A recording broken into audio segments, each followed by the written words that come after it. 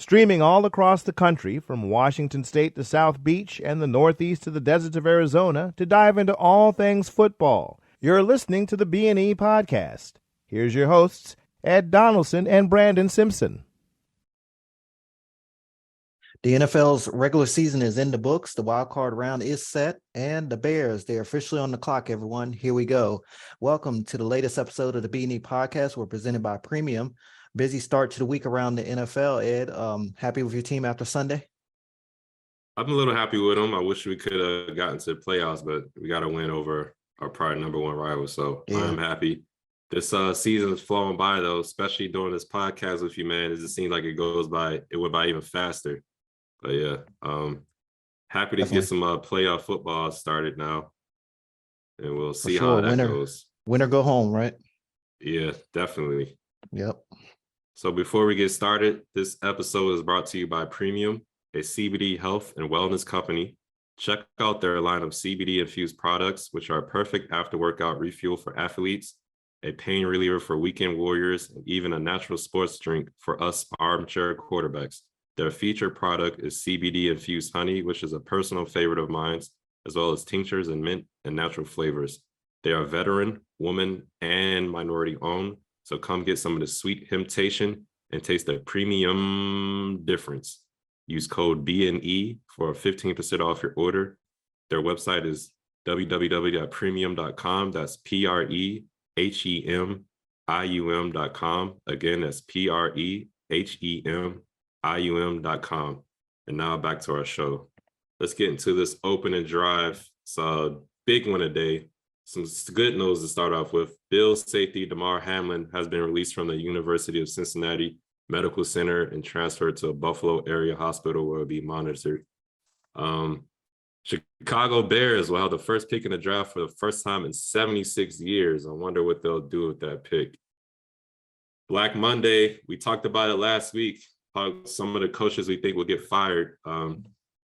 Texans have fired Lovie Smith. Cardinals have fired Cliff Kingsbury, and the GM Steve Keim is also stepping down. The Browns have fired their defensive coordinator Joe Woods. The Eagles clinched the NFC East title and the number one seed, so they'll be getting a bye. And the Denver Broncos have scheduled interviews with Sean Payton and Jim Harbaugh. See how that goes. You got it right with that Arizona Cardinals move there with Kingsbury. Yeah.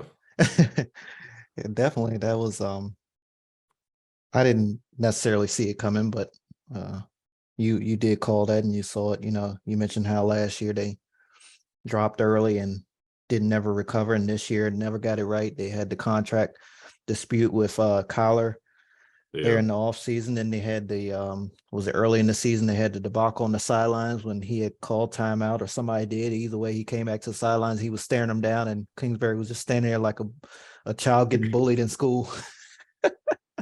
So good thing is for Kingsbury is that he's still getting paid. I mean, as we all know, he don't have to do anything for the next 4 years, I think 4 or 5 years, legit. Can sit back and relax and just collect a check.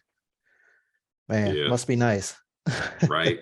I was surprised though that to hear that the GM stepped down as well. I guess the owner probably was like, look, man, you gotta go too, but I guess we'll see what happens. Let me ask you this. I think there might be some more coaches that get let go, but it might happen after the playoffs. What do you think about Mike McCarthy if he loses to the Bucs next weekend? You think they'll get rid of him? Because Jerry Jones has said, we want some playoff success.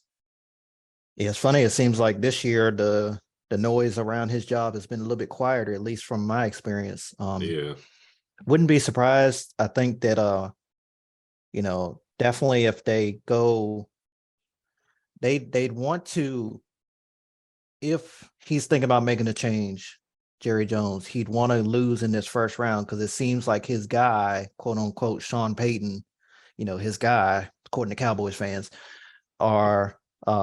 is getting looked at. And I'm sure a team will try to make that move very fast. And honestly, if I'm the Saints, I don't want to trade him within the conference. I want to trade him out of the conference. Again, they own the rights to him. So that seems like the pick that all the Cowboys fans want. I do hear some Cowboys fans over the last couple of years since they got Dan Quinn, they want him to be the next head coach. So yeah, I could see him making a move. What about you? If they lose to the Bucks, because they should be favored in that game, I gotta check the the picks of that, how Vegas is looking at. But I think if they lose to the Bucks, I can honestly see them getting rid of McCarthy. But we'll see how it goes with that one. Speaking of the Saints, Dennis Allen expects to be back next year. So we'll see how that goes. Just like Jim Harbaugh said, he expects to be back with Michigan. So yeah, I'm still see not what sure happens. about I'm still not sure about the Saints coach situation. I wouldn't be surprised if they make that move. Yeah, we'll definitely see. But yeah, let's get into these games. There's a lot of good games this weekend, or last weekend, I should say. Yeah, the AFC South, it belongs to the Jacksonville Jaguars. Jacksonville, they took the win at home Saturday night, 20-16. Duval. What a special night for Jags fans, man. Their squad had us all nervous, I think, for the most of the first half. We saw just how dominant that Titans run defense has been all year. I think they said after they got dashed against the Giants in week 1, they've only been averaging about 70 yards on the ground. Surrendered only 19 yards to Travis Etienne and Hasty and them boys down there in Jacksonville. But the Jags, they won this game clearly because of defense and special teams. Twice, Jamal Agnew set up his offense in good field position with kickoff returns, including the 54-yard return. And when I mentioned the Jags defense, I'm really talking more so about the fourth quarter defense, because when I was texting you most of that game, I kept telling you they could not get off that field third and fourth down. I mean, it seemed like the Titans was just ready to go for it on fourth down because they knew they couldn't stop them on third down either. Third or fourth down, excuse me.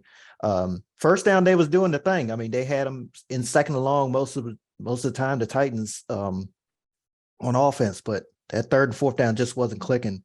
But yeah, Dobbs, he was sacked 4 times.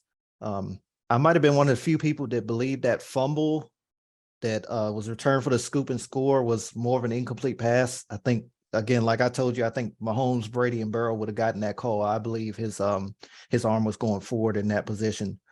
But I mean, I liked it because, I didn't want the Titans to win. But yeah, let's not forget about, again, the effort that the Titans made in this game. We all know about Derrick Henry. Of course, he had a big stiff arm on one of the corners there. It just seems like every time you watch him in a big game, it's a stiff arm. Yeah, Dobbs was hitting the tight ends on damn near everything. Austin Hooper and Okonkwo, I think I'm pronouncing his name. They were catching, they were pretty much catching all the passes. Okonkwo had that touchdown there in the corner of the end zone.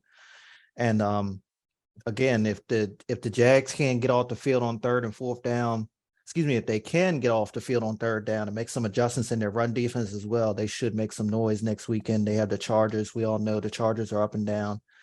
I would say it's going to be a little bit difficult for the Chargers coming coast to coast, but hell, they beat our Ravens back in 2018, Lamar's rookie year. I thought we had them there in the wild card round and came into our house and beat the hell out of us. So this is traveling coast to coast for them. Going down there to Florida should be a good one there. I believe that's one of the Saturday games coming up. Did you catch this game? Did you catch the entirety of this game? I know you caught most of it. Yeah, we were talking. I think I texted you. I saw something on when I was listening to NFL radio last week that like Mike Vrabel was like 9-1 when he has at least 9 days of preparation. And it kind of looked like, Titans were going to pull us on out early. First half, they got up on them, was score like 13-7. But like you said, I think we both predicted that the Jags would win this game. And I was thinking like Josh Dobbs, if it came down to Josh Dobbs, and I'm gonna have to lean towards the Jaguars, and that's certainly was the case. Josh Dobbs, he had an opportunity to win a game, but he just couldn't get the job done. Jaguars defense stepped up, made some good plays. The guy who got stiff arm, I think the guy was Rayshawn Jenkins. I thought that was him. I wasn't sure. Yeah, I know he was probably a little embarrassed by that. Yeah, because he kind of looked like he was fired up after that play happened. I know he started making some more hits. He had a forced fumble as well, and he had a pass deflected. So I guess I want to say he got himself fired up after that embarrassing play, if you want to call it that. But yeah, it was a really good game for the AFC South. Like I said, we were talking on Facebook. I said you need to get hired by NFL Network since you predicted this early in the preseason, maybe in the offseason, that the Jags will win the division. And that's certainly what happened. So salute to the Jags. Urban Meyer, man, you look like a complete clown because Doug Peterson came in, turned his team around, making Trevor Lawrence look like the franchise quarterback that they thought they would get. And the future is bright for the Jags. I think they have a really good shot at beating the Chargers too, just because, like you said, the Chargers are up and down. So I'm giving them a 50% chance to win that game, but we'll talk about that more later in the week. As far as this game, though, I think Trayvon Walker, I started hearing his name a little bit more. He might make an impact this in the playoff game next week. Saturday. So that's a guy I want everybody to keep an eye on, Trayvon Walker, the first round pick. I believe he was the first pick, if I'm not mistaken. Correct. Yeah. In this draft. But yeah, it was a good game. Josh Dobbs, I think he probably extended your career. I don't know if you'll be starting anywhere, but I could see the Titans picking you up, having you as a backup, or maybe some other team picking you up as a backup. I think you did really good considering you only been there for 2 weeks. And I thought the game would be honestly, before I heard that noise about Vrabel being 9-1 with preparation time, I thought the Jaguars would go out there and make Dobbs look bad, but he held his own and he looked pretty good in the process. But salute to the Jaguars and winning the AFC South. Yeah, and again, back to the AFC South. I know, the picks when I went back and got that audio, I got them right top to bottom, but they did get some help. Jacksonville did. I mean, you had the Colts go grab a washed out Matt Ryan, in my opinion. And then you have the Titans that dropped 7 straight. I mean, I don't think anybody thought that, even in my right mind, and I don't like the Titans, that thought that they would have lost 7 straight games. So yeah, they definitely got some help, and we'll see for sure how they'll do this week and moving forward into the future next year as well. Yeah, definitely. All right, everyone. The Bills, they clinched, the number 2 seed in the AFC in an emotional game there at Highmark Stadium Sunday afternoon. Final score was 25-23. 35. You seen it? Sorry. Yeah, it was 35-23. Yeah. Oh, thank you. You good, man. We were texting back and forth. I was like, God damn, I wish the goddamn Bills would put the Patriots away, but it seemed like every time the Bills would score, the Patriots would come back and score. I was just like, come on, man. I'm biased against the Patriots, everyone, just because of years of them whooping everybody's ass. I'm just a little bit biased to them. So I was happy to see the Bills win. Like you said, it was an emotional game.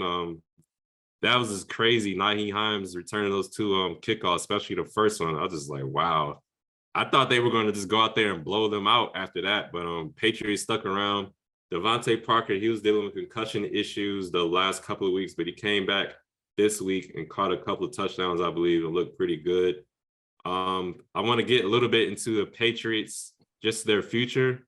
I've been hearing Bill Belichick is saying that he plans to come back for his next season. I think it will be his 24th year in coaching. Yep. But as far as Mac Jones, they're non-committal on him, and if he'll be the starting quarterback next year. So that's something to look out for if you're a Patriots fan or you're just a fan of the AFC in general. See if Mac Jones will be back commanding them. But as far as this games go, yeah, it was a pretty good game. The score, you would think it wasn't as close as it was, but it was pretty much, going into halftime, the game was tied 14-14. And then the Bills came out in the second half. They scored 14 points in the third quarter, while the Patriots, they only scored 9 points total in that second half. So a good victory for the Bills. I think they're really going to ride this momentum of, Damar Hamlin and that whole situation. And I think they're going to make a good run in these playoffs. We'll talk about that later on as well. But yeah, this is a really good win for the Bills. What did you think of this game, man? Yeah, you mentioned Damar Hamlin. They did the damn thing for him there in Buffalo for sure. Nyheim Hines right off the bat, 2 kickoff returns for a touchdown, including that opening kick, as I mentioned, really set the tone. I remember texting you saying that after that second return for a touchdown, New England got a score and they kicked off, but they kicked it out of bounds on purpose. And you was like, did they do it on purpose? So I was like, yeah. From what I mean, I had it on the split screen, so I was listening to the audio of it, but I was watching all 8 games at once.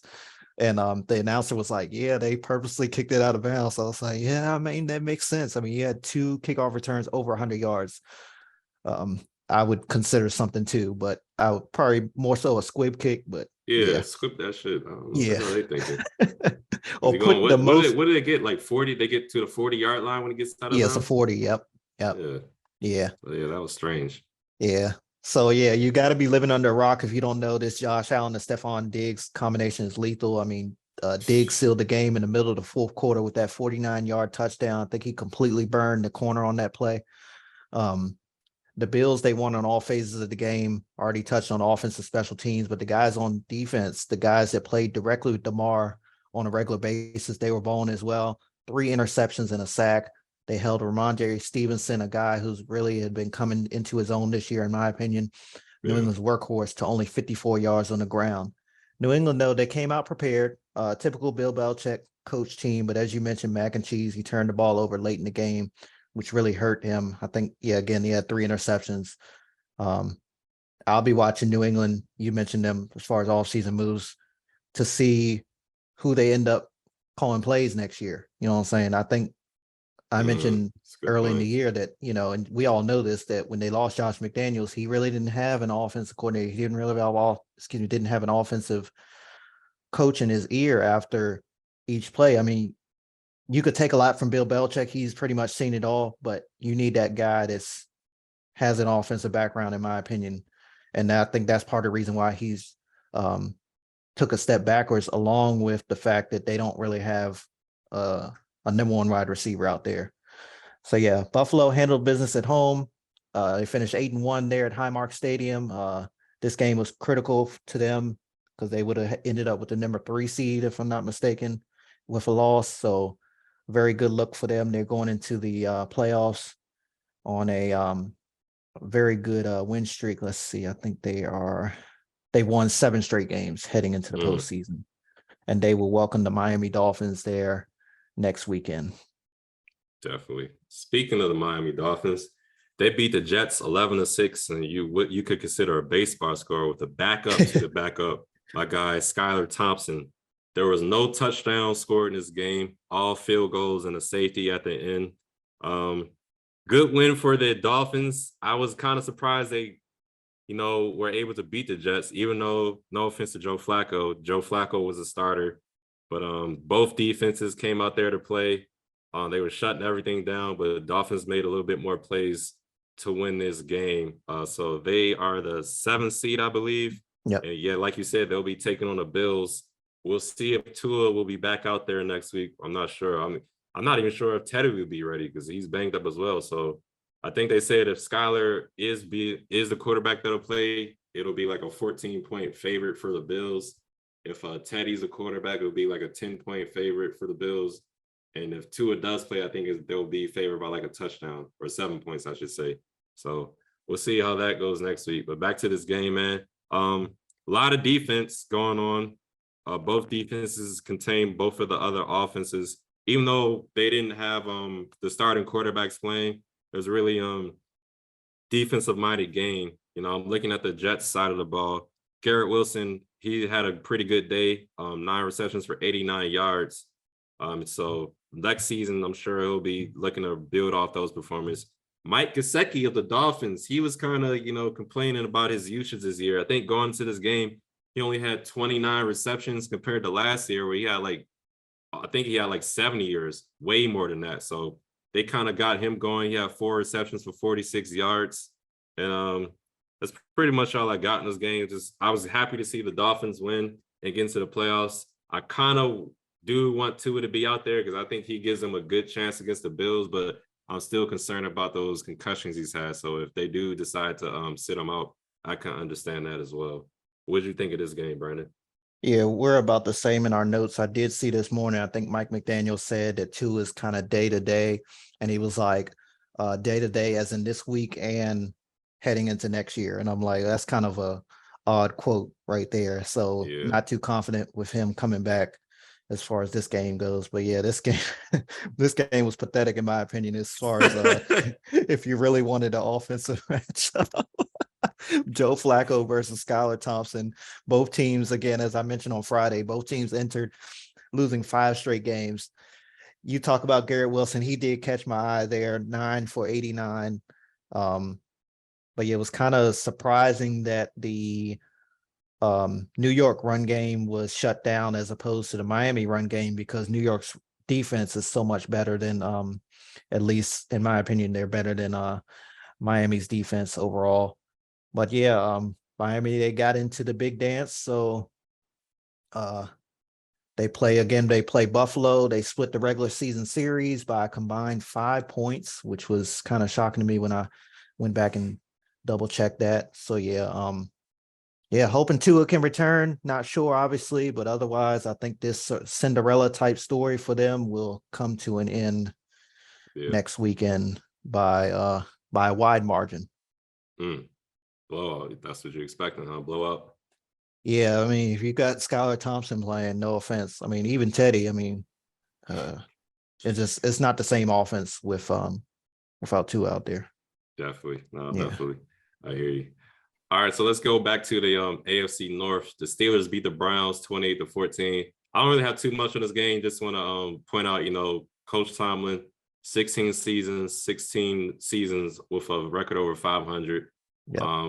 I think he'll probably get in the Hall of Fame. He's got a Super Bowl win as well, a lot of wins. You could say he doesn't have too much playoff success, but he does have a lot of regular season success, and he gets his team to the playoffs each year. Back to this game, though, the Steelers, they got eliminated from playoff contention once the Dolphins beat the Jets, right? Is that what I think it was that, or was it because of the Bills? Either way, they were eliminated. Yeah, they were eliminated while they were still on the field, basically, for sure. Yeah. I remember seeing it. Either way, they got eliminated from the playoffs, but I think they got a decent future with Kenny Pickett. He didn't blow me away, but he does seem to be, a gamer out there, so he could probably win you a couple of games next season. I'll be interested to see how those guys fare out next season with Kenny Pickett on the Rams. Deshaun Watson, I think he's starting to shake the rust off a little bit. He did have 2 interceptions, but he threw 2 touchdowns and ran for 230 yards. Nick Chubb, this is surprising to me. He caught his first receiving touchdown of the year. I don't know why I was shocked by that. I thought he would have way more. But yeah, he caught us his first receiving touchdown. He also finished with 45 yards receiving on a day. And then for the Steelers, another bright spot, the receiver George Pickens, their rookie receiver. I think he'll probably have a really good season to build off upon this year as well. What do you think of this game, man? Yeah, I'm going to go a little bit off script right at the top. There's 3 things that are guaranteed every year in the NFL for sure. The Steelers, number 1, will finish with a winning record under Tomlin, as you mentioned. Number 2, the Cowboys will lose early in the playoffs. And number 3, Kansas City will win the AFC West and host the conference title game. It just seems to happen every year. Again, Tomlin, over 500, 9-8 on the season. Kudos to them for getting it done there late in the season to avoid which what a lot of people was talking about possibly happened, would be his first out of 16 years under 500. He said, F that, I'm finishing over 500. But yeah, look, the Steelers are going to be really good next year, in my opinion. I think Kenny Pickett is the guy there, the signal caller that they need. Of course, they have the good running back in Najee Harris, young tight end, and Freiermuth. I think I'm finally getting his name right. Yeah, 2 young emerging wide receivers. And the defense always tends to be good. TJ Watt isn't going anywhere. Fitzpatrick isn't going anywhere. Cam Hayward, I don't know what his contract situation is looking like, but he'll likely be back. So, yeah, they'll be fine. A bit of controversy, though, at the end of the game. I don't know if you saw this or not, Ed. Number 56 sacked Watson, and he was laying on the ground. They did one of his teammates did the celebration. They was doing the CPR type thing on him. Kind of caught some flack on social media. I don't know if Tomlin was asked about that, but hopefully they came out and explained themselves. Not that they need to, but at least put that to rest in a sense. But as for the Browns, like I said, Friday, I knew it was going to be a long day for Deshaun Watson. Steelers know how to get after the quarterback, and they wanted to kind of say, welcome to the AFC North, Watson, for sure. He was assaulted all game and taken to the ground 7 times. Like, this has been multiple times this year. The Steelers have had like 7 to 9 sacks in the game. they know how to get out to the quarterback for sure. Yeah. But yeah, it's too bad we can't see them in the playoffs. Not for Baltimore. I didn't want to see them, but just in general, because they're just really good. Cleveland, though, they have a lot of questions, in my opinion. I'm still not sure what the Watson experience will look like for them working out. Kareem Hunt, Kareem Hunt, I don't think he'll be back. His production really went down this year. Yeah. And we all know about Clowney. We mentioned him last week. He apparently wants to leave. They have a young, great Black GM, an African-American. So hopefully we'll see what he does in this offseason to improve this roster and put some additional help around Deshaun Watson heading into the 2023 season. Shit, he gets sacked 7 times, he said. He probably want to invest in the O-line the way they're looking. But yeah, back to that the celebration you mentioned. That's a pretty common celebration. Definitely. But they even do that in the NBA sometimes. I've seen the Wizards do that with Bradley Beal, and this is before the whole DeMar Hamlin situation. So I know that's a sensitive subject right now. So maybe guys will hold off on doing that celebration. But before the whole DeMar Hamlin thing, that celebration is pretty common. Definitely was. Yeah. Yeah. For sure. So hopefully it blows over. I don't think they, meant anything by it, Yep. It's a pretty common celebration. Yeah. So the back to the NFC North, Lions beat the Packers 20-16 in Sunday Night Football. The Lions found out about 45 minutes before this game that they were eliminated from playoff contention. I was talking last week. I said, when teams don't have anything to play for, they just go out there and play free. You kind of can't really expect what to happen because guys will go out there and look like damn Hall of Famers, in my opinion. And that's kind of, I don't want to say that's what it looked like it happened, but the Detroit Lions, they play very well, better than I expected, especially the defensive side of the ball. But what do you think of this game, man? Go Pack, go. Go Pack. You texted me that. Man, they made me so sad last night, man. But yeah, I'll get back to Green Bay in a second. Detroit, man, good team this year. I mean, completely shattered everybody's thoughts and memories of them over the last 30 some years, probably the whole time we've been living for the most part. But to me, there's no excuse why Green Bay should have lost this game. They entered on a 4-game win streak, was at home in the Tundra, and they typically play good against the Lions, of course, besides the game earlier this season there in in Detroit, where they also lost. Yet again, Detroit's backfield, they continue to get in the end zone on short touchdowns. They've been doing it all year. They know when they get down in that end zone, inside that 5-yard line, they're going to punch it in on the ground. And they did it again last night, 2 touchdowns by, I think it was Williams. Yeah. Good game, though, by Jared Goff. And I believe Kirby Joseph had another interception against Rodgers. That's I think Aaron Rodgers' kryptonite. That dude, man. Yep. They say he's the only player in the NFL who's picked off Aaron Rodgers 3 times in the season. I mean, they do play in the same division, but that's wild. Dude, shit, man. But yeah, I'm sorry. Go ahead. Go ahead. Yeah, they were featuring they were mentioning the defensive coordinator for the Lions a lot, Aaron Glenn. Yes. I think he did have those guys ready to play, but I do think it had something to do with them being eliminated from playoffs. I just felt like they played a little bit more free and weren't worried about we got to play up to par. We got to do this. They weren't pressured. They just playing out there free and getting after Aaron Rodgers. He was pressured a lot. Like you said, Kirby Joseph picked him off. He could have had 2. He could have had another one, but I think he dropped it. And I think another one was called back. So that dude is a ball hog when Aaron Rodgers is on the field, man.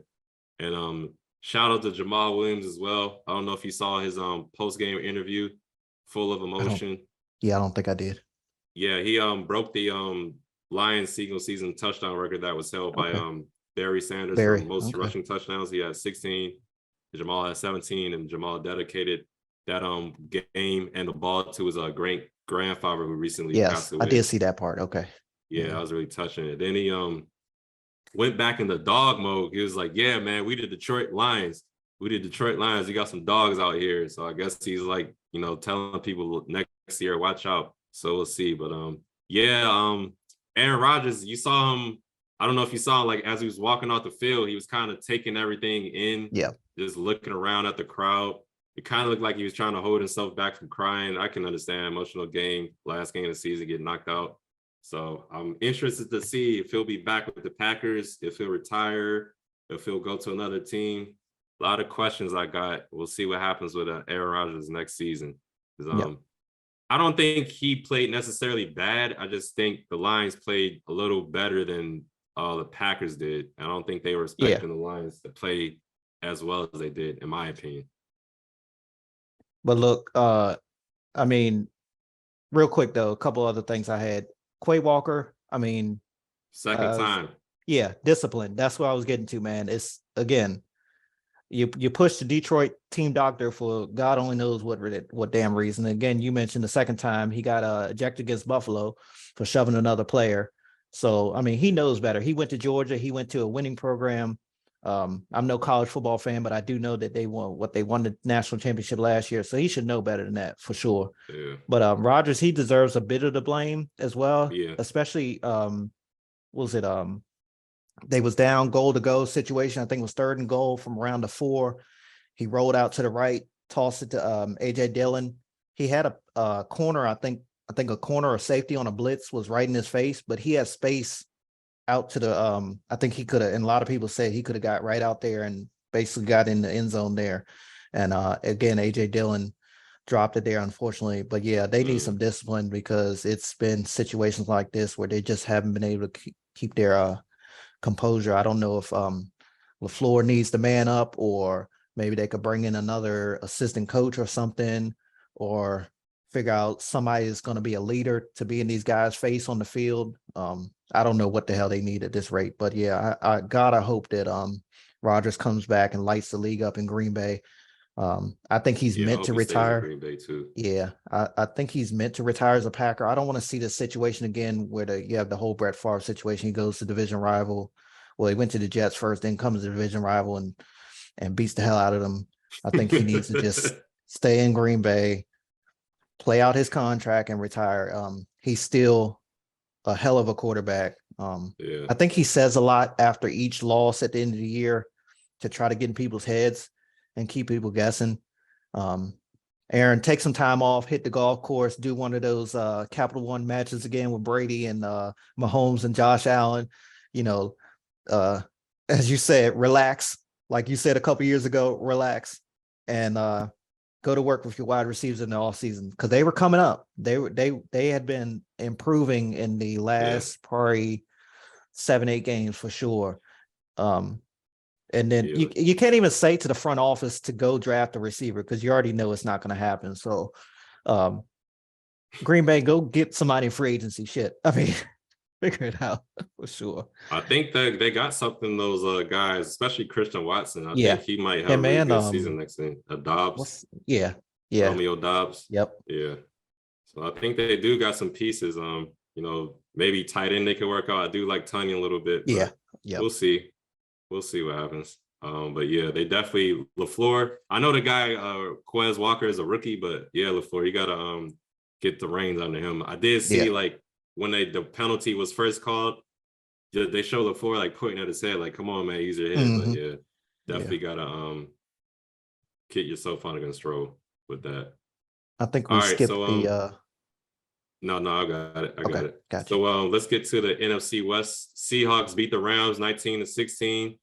They knocked the Lions out, and they were able to get a playoff berth as well. Geno Smith, salute to you, man. You broke the season single passing record, which was held by Russell Wilson for you threw over 4,200 yards. So salute to you. I don't know if you'll be back next year. I think you've been on a lot of one-year deals lately. We'll see if the Seahawks reward you with a long-term contract. But as far as this game, though, Brandon, what did you think of it? Yeah, real quick before I forget, I think he'll get probably about a 2-year contract extension, somewhere around that. It probably wouldn't be like a big 5-year, 4 or 5 year. I think they'll give him another year or two there. Multi-year? Yeah, give him a couple years and see if this year wasn't, no disrespect to him, make sure it wasn't no fluke or anything like that. Yeah. But yeah, turning attention back to the game, might we have witnessed the last game with Sean McVay as the Rams head coach? We know rumors have been swirling His team definitely went out with a bang on Sunday, keeping it close all game, and they still had a chance to win in overtime with one Baker Mayfield. I bring up Baker because Bake made the mistake there in overtime. Underthrew that wide receiver, and it was picked off by Quandre Diggs. He's one of the better young corners in the league. But speaking of corners, Jalen Ramsey on the other side of the field, he showed up after a tough season. He had 2 picks of Geno Smith as well. That's good for him to have that rebound game of the year because he had been torched early in the season. So, yeah, good for him, a guy that likes to talk as well. And speaking of Geno, this offense, as everybody knows, for Seattle is totally different with a healthy Kenneth Walker, the third there. 29 carries for 114. Geno added another 151 on the ground. I think they finished just shy of 200 in the entire game. And then again, Geno had how many yards? 51 yards, if I'm not mistaken. Oh, I thought you said 151. I was like, what the hell? Nah, sorry. Yeah, 51 yards on the ground. And got a lot of help on the defense. Again, Mayfield was taken down 5 times. And going back to that key interception in overtime that sealed it, I know there was a little bit of controversy with that interception. They said that Diggs held the ball out towards Bobby Ingram. I think that's his name. Is that Bobby Ingram? No. You talking about the line? Bobby Wagner. Bobby Yeah. Wagner. Bobby Wagner, excuse me. Yeah, they said it should have been a personal foul for was it unsportsmanlike conduct, but he got away according to the announcers, he got away from it. But you can kind of take it either way. I don't know. So yeah, either way, Seattle's in the dance. What they got, San Fran next week, if I'm not mistaken. They're at Levi's Stadium. Definitely should be good. Divisional matchup. We'll see how it goes. Yeah. On a more serious note with this game, the Rams rookie safety Russ Yeast, he went to the hospital because he had a chest injury, what they're calling a pulmonary contusion. It's basically bruising of the lung tissue. So I think he was having trouble breathing. So he stayed overnight in Seattle, but they're saying he's doing fine now, is well enough to travel. So it's good news. Happy to hear that he's feeling better. But back to this game though, I think Baker Mayfield's future might be a question as well. There was a report that was saying like he's unsure of his future. Football's been a blessing. He has a great time, but he doesn't know. So he might be taking a look at things as well. I don't know if it has anything to do with, Sean McVay planning or, we're hearing rumors that he's planning to take time off. I think he just doesn't want to deal with a rebuild. I don't blame him. Young guy's got a Super Bowl in him already. So we'll see what happens with that situation. But if Baker does go, it was good seeing you play. But I know, man, you had a lot of haters out there. I kind of was one of them towards the end of your career. But we'll see what happens to you in your future in NFL as well. Back to this game, though, really good game, back and forth, went into overtime. Seahawks had a chance to win it in regulation, but the kicker, Jason Myers, don't get off the crossbars. I was actually driving, listening to this game on the radio, and they, were doing the game by the play-by-play, and I could actually hear the impact of the ball bouncing off the goalpost, and I had a chuckle off of that. So I was rooting for the Rams because I wanted there was a team that's what I wanted, the Lions, Green Bay. I wanted that game to be more, winner in for each of those teams. So that's why I was rooting for the Rams to win. But I am happy for Geno Smith. He's kind of turned his career around, proved a lot of his haters and doubters wrong with this season. And I'm hoping he'll able to continue this success he had going into next year. But salute to the Seahawks winning this game, man. Y'all got a really tough task next week against the Niners. Just Brock Purdy's been playing amazing, but that running attack, man, Christian McCaffrey, they just elevated Elijah Mitchell this week. He played in this game as well, so they're going to have a really good 1-2 punch at running back. Deebo Samuel, we'll see if he'll be able to play and get healthy. George Kittle as well. It's going to be a tough outing for the Seahawks next week, but we'll see what happens with that one. For sure. I think in Baker, I didn't know that he was possibly considering some other things. If he doesn't return or decides not to play anymore, I think he'll end up in the booth easily. Somebody I think will take him just for the ratings because, I think. Yeah. Yeah. Definitely can have a future in TV, all the damn commercials he's done. Yeah. For sure. But yeah, shout out to Baker Mayfield, man. Yep. Several other games were on the schedule for week 18. We'll run them down real quick. The Panthers, they beat the Saints 10-7. Texans, they squandered the number 1 pick in the draft by beating the Colts 32-31. Vikings beat the Bears 29-13. The Bengals were all over my Ravens 27-16. Broncos beat the Chargers 31-28. Eagles claimed the NFC's top seed with a win over the Giants 22-16. Commanders beat the Cowboys 26-6. Chiefs beat the Raiders 31-13, the first game of the week. Falcons beat the Bucks 30-17 in Atlanta. And the 49ers were over top of the Cardinals when it was final there, 38-13. Which of these games? Last game. You oh yeah, you were talking about the predicting the sacks. Did you get that right? He got that was 2. close. Yeah, he finished with 2. I got 2.5. I was going for. Gotcha. But impressive game for him for sure. Yeah, seriously. Which of these games caught your attention? Of course, I was watching the Commanders game just to see how Sam Howell looked out here. I was I was impressed by his play out there. He scrambled when he needed to, got down. He did have 1 interception in the red zone. That's kind of, they'll work on that. I mean, he's still rookie, his first game starting. I think his first pass he completed was a touchdown to Terry McLaurin. I saw him connect with a deep ball to Terry McLaurin later in the game. I think it was a 52-yard reception. So there's a lot of things I like from Sam Howell. Hopefully he gets the opportunity to start next year or at least compete. A lot of other people have been mentioning Derek Carr potentially coming to the Commanders. God, I hope not. I think we need to learn our lesson. Carson Wentz, Ryan Fitzpatrick, a whole lot of other guys. Let's just see what we got with this guy who's going to be in the second year next year instead of going after free agent veterans. I think we should just stick in-house and see what Sam Howell can do. And if he isn't it, then we can make a trade or see somebody on the waiver wire then. But the other games I was looking at, I think we both were talking about this Texans-Colts game. That was crazy. Went down to the wire. Yep. I was looking a little bit at the Eagles-Giants game as well. And I looked at y'all game, the Bengals and the Ravens. Joe Burrow and the crew had a game. Y'all played them again next week. Y'all did rest J.K. Dobbins, but I don't know, man. I'm gonna be honest with you. I don't know. Your chances next week against them, even with Lamar playing, I'm gonna be honest with you. I don't know. I really don't know. But which of these games were you watching? Yeah, I was definitely watching that Texans and Colts game. As I mentioned on Friday, I wanted to see was the Texans and the Bears, where they're going to be scoreboard watching in a sense. And I kind of figured they was going to beat the Colts anyway. Colts been trash all year. And yeah. And in the late window, I was watching the Eagles and the Giants, of course, Commanders and Cowboys. I had all the late games on the split screen. But going back to the Bengals and Ravens game, I watched that for the first half on full screen, like directly, and then it was like so bad at halftime, and I figured we had no shot anyway.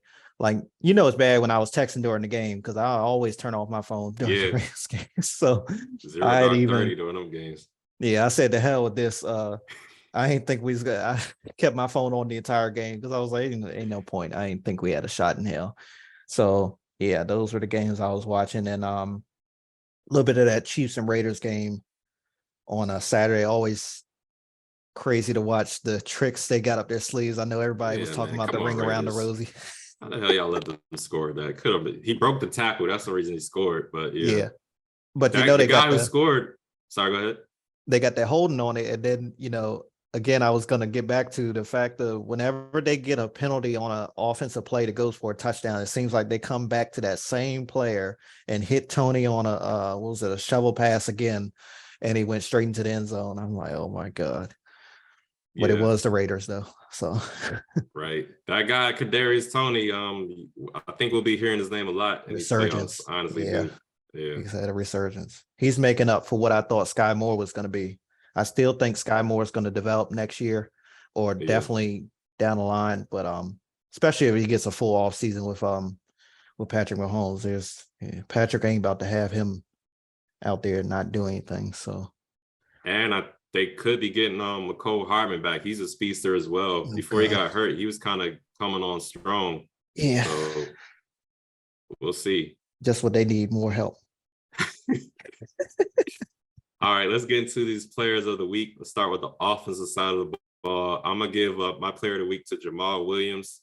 He had 2 touchdowns. He only had 74 yards rushing, but like I said earlier, he broke the single season touchdown rushing record for the Lions, beating Barry Sanders' record, 16. He had 17. So that's my player of the week. How about you? I got 2 guys going to break the rules a tad bit again. Kenneth Walker III, as I mentioned earlier in our discussion about that game, 29 for 114. His last 3 games, he's averaged more than 100 yards on the ground and finished with just over 1,000 this year with 9 touchdowns on the ground. And then Brandon Cooks, I remember texting you during that game, that stellar toe drag swag type of catch on the final drive to set up the game-winning touchdown. Yeah, that was nice. Yeah, 5 receptions for 106 yards and a touchdown. A guy that was benched or inactive for a game because I think he wanted out of there right around the trade deadline, if I'm not mistaken. So what a way to put some film out there for teams if he is going to be a free agent, or even if he's not. The way teams be trading people left and right, he might end up on somebody else's roster. Definitely. All right, so let's get to the defensive player of the week. I'm going to be a little homer with this one. I'm going to give it to Kendall Fuller of the Commanders. Okay. He had a pick six against my boy Dak Prescott. The previous play, I think he dropped it, and then Dak went right back to it. He said, okay, I'll take it this time, and ran it in for a touchdown. So I'm going to give it to him just because of that alone. Who you got? J.J. Watts. I said my man's was going to have finish the career with 2.5 sacks, came up just short. Finished the game with 5 tackles, 3 tackles for a loss, 2 sacks by the future Hall of Famer. We all believe the first ballot in 2027. A great send-off there to the road fans. Yeah, was they at home? I can't remember if they was at home or not. Either way, I know they were showing. San Fran. Okay. Great send-off there. And that was kind of surprising. You did say that was his first game ever in San Francisco. Yeah. Even though he played most of his career in Houston, they still had some time. And he still had a couple of years there in Arizona. Kind of interesting. That was his first game there. But a great send-off right when he was going off the field within the 2 minutes left in regulation. A big wave to the fans and his wife in the stands and family. Yeah, definitely. Okay, the special teams player of the week. I feel like we probably had the same guy. I don't know, maybe we won't, but definitely got to give it to Nyheim Hines for me. Yep. 2 kickoff returns to touchdown, especially that first one. It's crazy. I was listening to the post-game press conference for the Bills. They were talking to Josh Allen, and he was like, yeah, the last time we had a kickoff return for a touchdown was 3 years and 3 months ago. So that's really insane, like just thinking of the numbers and stuff and just power of the universe and things like that, man. So, yeah. You got Nyheim as well? Yeah, you hit the hammer on the nail right there. Just not much else to say. What a way to play for DeMar. That's all I can say. Yeah, definitely. All right, so my bonehead player call of the week. You talked about it earlier. I got to give it to the Packers linebacker Walker. I mean, I know it's an emotional game. He was in the moment. The Detroit medical guy, I mean, you could say he was kind of aggressive with the way he was getting Walker out the way, but he was trying to get to a player who's down on the field. So I understand how, the Detroit guy was, cautious or, trying to just get to his guy. But Walker, man, this is, like I said, this is the second time you've been ejected for, losing control and pushing the guy. So you might get fined for this as well too. They don't like people putting their hands on guys who aren't playing. So they might teach you a lesson with this one, buddy. Who you got? Yeah, I'm gonna stay in the same game. A little bit earlier, it was the Detroit field goal attempt right before half. I think LaFleur called timeout. Number 29, Rasal Davis. He was coming up to kind of be the rusher on the Green Bay defense, I guess you could say. But for some reason, he walks right up in between both teams, in between the line of scrimmage, and moves the ball, right? As the ref was coming from behind the Green Bay defense or special teams, because, again, LaFleur called timeout. Even our boy Chris Collinsworth was like, he's never seen anything like that. And Douglas gets the personal foul, which moves the attempt 15 yards closer, and Badgley easily kicks it through the uprights. Could have easily been a miss. Who knows? I think it was Yeah, like badly 40 because he or did miss one. 40 or 50 some yards out before that personal foul. I mean, just we've all I, I was sitting back thinking like the only thing close I could say to that was back in the Madden days and like when we was in high school when the game used to glitch all the time and weird stuff used to happen. That's the only thing I could think of. And obviously that's a video game, it's not real life. So just they need some discipline out there for real, for real. Like LaFleur needs to sit these guys down before they clean the lockers out and be like, hey, we're gonna evaluate the roster from top to bottom. If if y'all make mistakes like this next year, you're gonna get benched or you're not gonna be on the roster moving forward because like this is ridiculous. Like, what the hell was he thinking? In my mind, for sure. Yeah. I don't know. I definitely don't know. Well, he'll have to figure it out himself. Yep. But yeah, playoffs will be starting next week, everybody. I want to get into a playoff prediction for the conference game and the Super Bowl, though. I want to start with the AFC side of the things. I think it's going to be, basically the two top seeds. I think Kansas City and the Bills will be back in the AFC Championship game. And right now I'm leaning towards Kansas City, honestly, but we'll see what happens with that. I think Kansas City will be representing the AFC in the Super Bowl. And on the NFC side of the ball, I think Philly is going to make it. And I think San Fran is going to get there as well. Between those two teams, I like Philly a little bit more right now. So I think the Chiefs and the Eagles will be in the Super Bowl. And you're going to have to give me another week. I'll probably need 2 weeks for the Eagles just to see because they've got to bye. But I guess I'm leaning toward the Chiefs right now to win the Super Bowl. I know you don't like that. Yeah. What are your predictions? Indeed, I don't. But it's funny because we're on the same page. Kansas City and Buffalo in the AFC Championship game. Of course, it's a no-brainer that Kansas City is going to get back, in my opinion. And I have Kansas City advancing to the Super Bowl. And in the NFC, I had yesterday when we talked about making this, I was like, Green Bay going to go on a run. And they're going to shock the damn world and make the Super Bowl, make the AFC Championship game, excuse me. And I had San Fran and Green Bay, a repeat of last year's NFC Championship game. Of course, can't go that route right now because Green Bay's not in it. So I went with San Fran and the 49ers. And I had the 49ers, again, as I mentioned, we're on the same page. They're going to take the leap into the Super Bowl.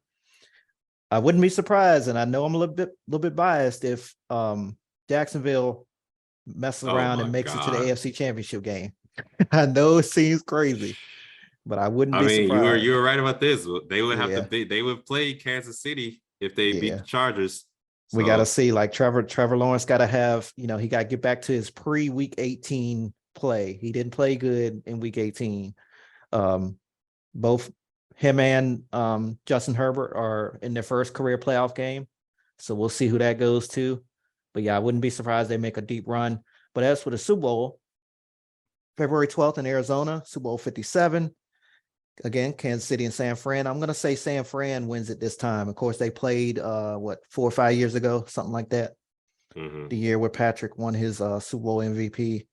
I think that defense has always been, in my mentality, defense wins championships. Yeah. But not only do they have a hard-nosed defense, a stellar defense, they have a very good offense with a rookie quarterback that hopefully the playoffs isn't too much for him.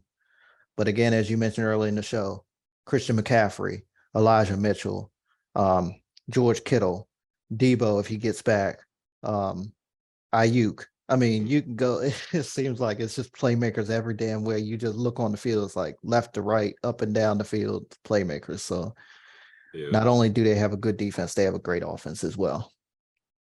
And my dark horse for the NFC is actually Tampa Bay. I don't know. Brady is always some type of shit he pulls out his ass.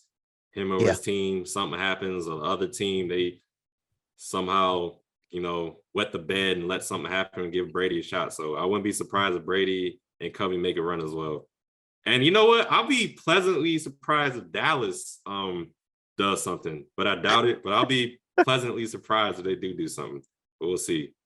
Minnesota, though, I think the Giants are gonna beat y'all. Yeah, same here. I think the Giants are gonna beat y'all, but we'll talk about that more later in the week. But yeah, For sure. we're on the same page with that one, it seems. For sure. Yeah. All right. We are less than a month from finding out who will get into the 2023 Hall of Fame, who will be a part of the 2023 Hall of Fame class. As for now, we know the 15 finalists. They include cornerback Darrelle Revis, offensive tackle Joe Thomas, offensive tackle Willie Anderson, wide receiver Torrey Holt, wide receiver Reggie Wayne, punt returner, kick returner, wide receiver Do It All Devin Hester, wide receiver Andre Johnson, defensive end Jared Allen, defensive end linebacker DeMarcus Ware, linebacker Zach Thomas, defensive end Dwight Freeney, cornerback Albert Lewis, defensive back Rondé Barber, linebacker Patrick Willis, and safety Darren Woodson. What's crazy about this list is that I remember everybody playing because we're getting older, except for Albert Lewis. I don't think I've had a class get this close to like the finalists that I've known remember everybody playing except for one player. That's pretty damn amazing. So yeah, who on this list brings you most attention? Who would you like to see the most, I guess you could say? Probably DeMarcus Ware, Zach Thomas too. I was a little surprised that Andre Johnson made it as a finalist. Same with Patrick Willis, even though you look at his career, 5 first team All Pros, that's pretty good. 5 of those, and that was just first team All Pros. He had a second team All Pro as well. I think he might have had 2, if not 1, and he played 8 seasons. So, I mean, it does make sense that he's a finalist. But those are the guys I was shocked with. I know Torrey Holt's name's been in there a while. Hopefully, he can get in. Dwight Freeney, I always remember that patented spin move he had. That thing, even late in his career, this was fast as hell. Yeah, like, man. You knew it was coming. You can't do nothing about it, really. So I'll be happy if he gets in. Darrelle Revis, too, man. Revis Island. So we'll see if he gets in, if he'll be a first ballot or not.